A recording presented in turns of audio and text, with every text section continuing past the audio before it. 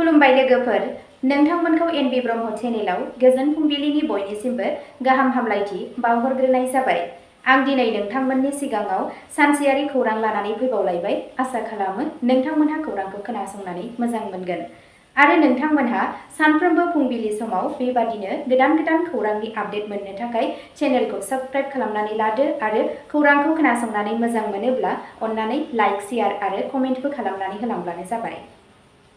दिनैनि गाहाय रादाबफोराव दङ गोबां अखाया आसामनि जनायाव दैबाना आरो खुरखानायनि जाहोन। मोन 9 नखरफोरा जायगा सोलायनांबाय। आइजो पुलिस कनस्टेबलखौ भारानि न'आव थैनाय मोननाय जादों। बिजिरसंनाया सोलिगासिनो। गुवाहाटीआव आगस्तनिफ्राय दुबाइ आरो आबु धाबिनि थाखाय थोंजों बिरखं बिरगोन। धेमाजियाव कारा दैबाना हाखराव गोग्लैनायनि उनाव सानै एसबिआइ अफिसारफोरनि जिउ खहा। दाहारनि बेले-बेजेनि थाखाय हावड़ायाव बिसिनि जिउ खहा। आसामनि सावथुन बानायगिरि कौशिक शर्माया माद्रिद हादोर गेजेरारि सावथुन फोरबोआव साबसिन रायथाइ सावथुन बान्था देरहादों। मरिगाव जिल्ला कंग्रेसआ निटनि पेपार लिक आरो बेसेन बांनायनि बेरेखायै हेंथा दिन्थिफुंदों। दानिया फैदो आबुं रादाबाव। गिबि खौराङावनो दङ गोबां अखाया आसामनि जनायाव दैबाना आरो खुरखानायनि जाहोन। मोन 9 नखरफोरा जायगा सोलायनांबाय। जनाय ओनसोल आरो अरुणाचल प्रदेशनि सिमायाव थानाय सियां हायेनाव गोबां अखा हानायनि जाहोनाव धेमाजि जिल्लायाव दैबाना आरो गोबां खुरखानाय जादों। मिथिंगायारि खैफोदआ जनाय खाजोना बेंखननि सिङाव गोबां गामियारि ओनसोलफोरखौ गोहोम खोख्लैदों। दिपि दैमानि बांलांनाय दैया थांनाय माखासे सानफोरनिफ्राय गैलीघाट ओनसोलाव गोबां खुरख्लायगासिनो दं। बेयो मानसि थाग्रा गोबां बिगा हाखौ गोहोम खोख्लैदों। दैमानि गोख्रों बोहैनाया गलीघाटआव माखासे न'फोरखौ खुरखादों आरो गंगु नखरफोरखौ न' गैजायै खालामना होदों। बे गोहोम गोग्लैजानाय नखरफोरा आथिखालाव दैमानि सायाव बानायनाय अरायथा नङै न'फोराव आश्रय लाथ'गासिनो दं।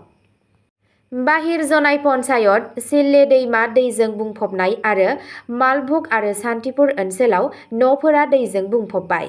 बे दैबानाया जायगायारि थागिरिफोरनि थाखाय मोनसे गिदिर खैफोद सोमजिहोदों। जनायनि एमएलए भुबन पेगुआ ओनसोलारि सार्कल मावख'गिरि आरो पिआरएल दैदेनगिरिजों लोगोसे रबिबाराव गोहोम गोग्लैजानाय ओनसोलफोरखौ दावबायहैदोंमोन। बिथाङा थासारिखौ नायबिजिरदों आरो खहा जानायनि बिबांखौबो बिजिरदों। एमएलएआ जनाय दालाइ खोन्दोआरि खुंथायखौ मानसिफोरनो गोनां रिलिफ मुवाफोरखौ राननो बिथोन होदों। बिथाङा मावख'गिरिफोरखौ जायगा सोलायजानाय नखरफोरनि गोख्रै फिन फसंथानखौ थि खालामनोबो बिथोन होदों। जायगायारि मावख'गिरिफोरा रोखा खालामदों दि हरखाब दैबानाफोरनि जाहोनाव जिल्लायाव दासिम रावबो सुबुं जिउ खहा जानायनि खौरां मोननाय जायाखै। नैथि खौराङाव दङ गुवाहाटीआव आइजो पुलिस कनस्टेबलखौ भारानि न'आव थैनाय मोननाय जादों। बिजिरसंनाया सोलिगासिनो। सासे आइजो पुलिस कनस्टेबलखौ रबिबारनि सानाव गुवाहाटीनि पानिकाइथि ओनसोलाव गावनि भारायाव थानाय न'आव थैनाय हालोदाव मोननाय जादों, जायनि थाखाय पुलिस आरो फरेनसिक मावख'गिरिफोरा नायबिजिरगासिनो दं। थैनायनि सिनायथिखौ 26 बोसोर बैसोनि दीपामणि हिरानी महरै सिनायथि होनाय जादों, जाय पानिकाइथि पुलिस स्टेशनाव खामानि मावगासिनो दंमोन आरो मिथिनाय बायदिब्ला थांनाय 3 बोसोरनिफ्राय भारानि न'आव हारसिङै थाबोदों।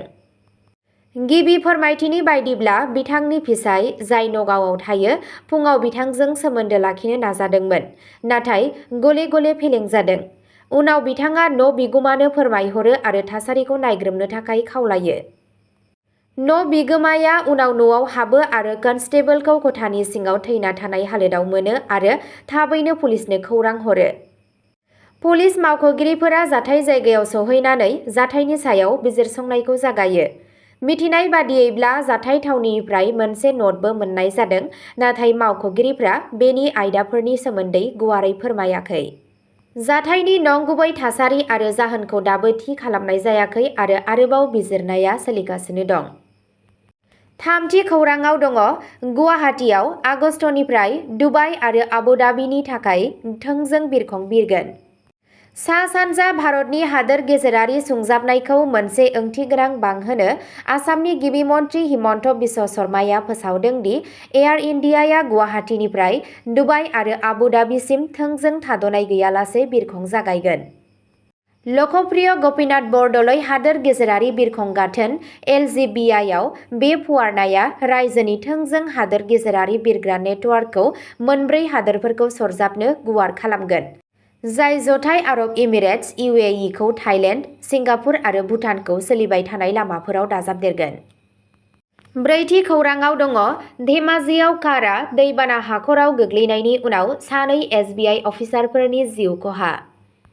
धेमाजियाव मोनसे लामा जाब्रबथायाव स्टेट बेंक अफ इन्डियानि सानै मावख'गिरिफोरा जिउ गोमायो, जेब्ला बिसोरनि गारिआ गोबां अखानि गेजेराव मोनसे दैजों बुंफबनाय लामा सेरनि हाखराव गोग्लैदों।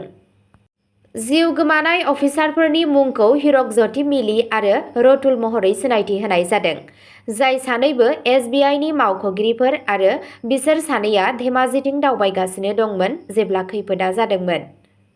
ओनसोलाव गोबां अखा हानायनि जाहोनाव सालायगिरिया लामायाव खेंख्रा-खेंख्रिजों सालायनाय समाव गारिनि सामलायथिखौ खोमाना लादोंमोन। उनाव कारआ लामा सेराव दैजों बुंफबनाय मोनसे हाखराव गोग्लैलाङो। गारिआ दैबानानि दैयाव दोबैयो आरो दावबायारिफ्रा सिङावनो थाबथानानै थायो। रैखा खालामनायनि नाजानायफोरा बिसोरनिसिम सौहैनायनि सिगां बिसोर सानैयाबो दोबैनानै जिउ गोमाबायमोन। गोथै देहाफोरखौ उनाव लांनाय जादों आरो गोनां आयेनारि नेमखान्थिफोरनि थाखाय दैथायहरनाय जादों।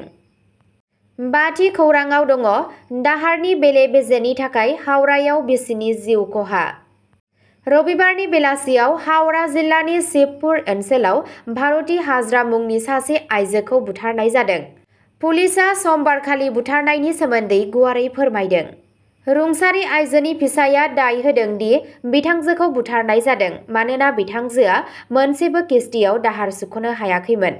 40 बोसोर बैसोनि आइजोआ कासुन्दिया शिबटला ओनसोलनि सासे थागिरिनिफ्राय 50,000 रां दाहार लादोंमोन।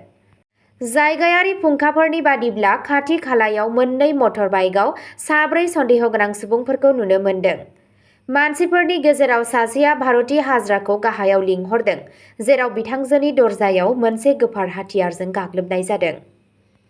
फिसायआ खौरांगिरिफोरनि सिगाङाव बुंदों दि रबिबारनि बेलासियाव सासे मानसिया आंनि बिसिखौ गाहायाव लिंहरदोंमोन। एसे समनि उनाव जेब्ला बियो फैफिनाखै, आंबो गाहायाव फैनायसै आरो आंनि बिसिखौ गाहायाव गोग्लैना थानाय नुदोंमोन। बिथांजोनि गोदोनायाव मोनसे गोफार गाराय नुनो मोननाय जादों।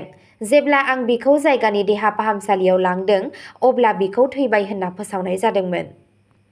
आनजाद नायनायनि थाखाय थै आरो हानि नमुना बुथुमनो थाखाय पुलिसआ गोख्रैनो जाथाय जानाय जायगायाव सौहैयो।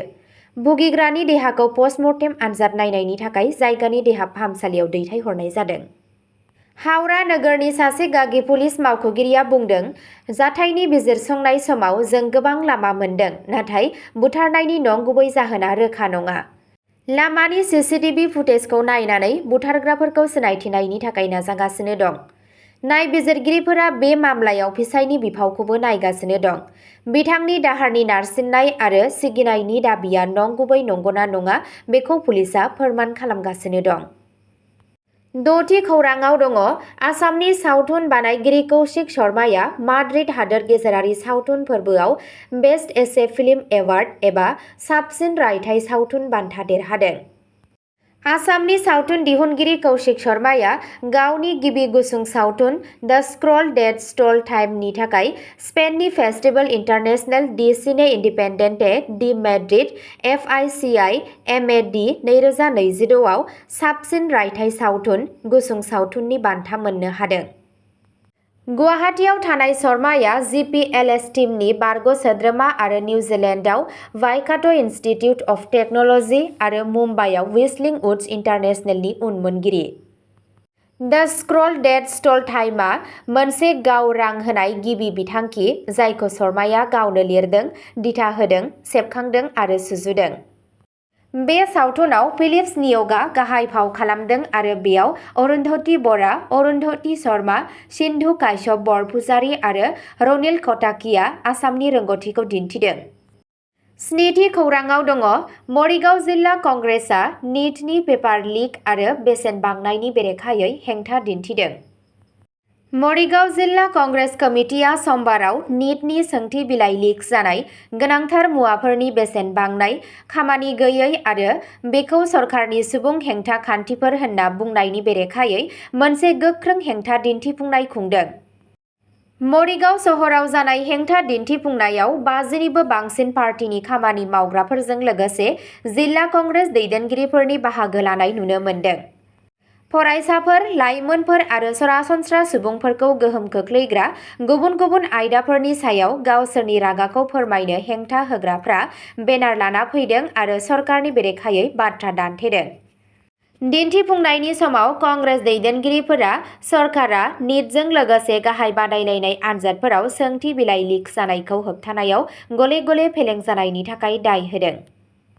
बिसोर दाय होदों दि बेबादि जाथायफोरा गोबां फालिथायफोराव आनजादफोरखौ बोखारनो नारसिनदों, जाय फरायसाफोरनि गेजेराव गोख्रों गोसोआरि नारसिनथाय आरो दिदोमथि गैयै सोमजिहोदों। पार्टीया थिसनथाय बिखान्थिनि लासै खारथायखौबो सावरायदों आरो दाबि खालामदों दि थिसनथायफोराव गोबाव समसिम गोबाव जानाया रायजो आरो हादोरनाङै लाख-लाख सोलोंथाय गोनां लाइमोनफोरनि इयुनखौ खैफोदाव खोख्लैदों। कंग्रेस दैदेनगिरिफोरा आरोबाव दाय होदों दि सरकारा बांलांनाय खामानि गैयै जेंनाखौ अरायथा आरो गोहोम गोनां राहा होनो फेलें जादों। हेंथा दिन्थिफुंनायनि समाव मुंख'जानाय गुबुन मोनसे गाहाय बाथ्राया गोनांथार मुवाफोरनि बेसेनफोराव गोख्रों बांनाय। हेंथा होग्राफ्रा पेट्रल, डिजेल, संनाय-खावनायनि गेस, जिउ रैखा खालामनाय मुलिफोर आरो गुबुन सानफ्रोमबोनि गोनां मुवाफोरनि बेसेन बांनायनि सायाव जिंगा दिन्थिदों। बिसोरो सरकारा बेसेन बांनायखौ दबथायनो आरो सरासनस्रा नोगोरारिफोरनो गोजोन होनो थाखाय गोहोम गोनां राहा लानो फेलें जानायनि थाखाय दाय होदों।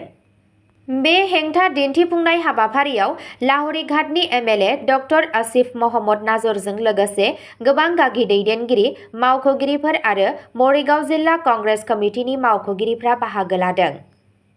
अब्ला दिनैनि खौरां फरायथिनाया बेखिनियावनो जोबबाय। एसेनोसै, गोजोन्थों।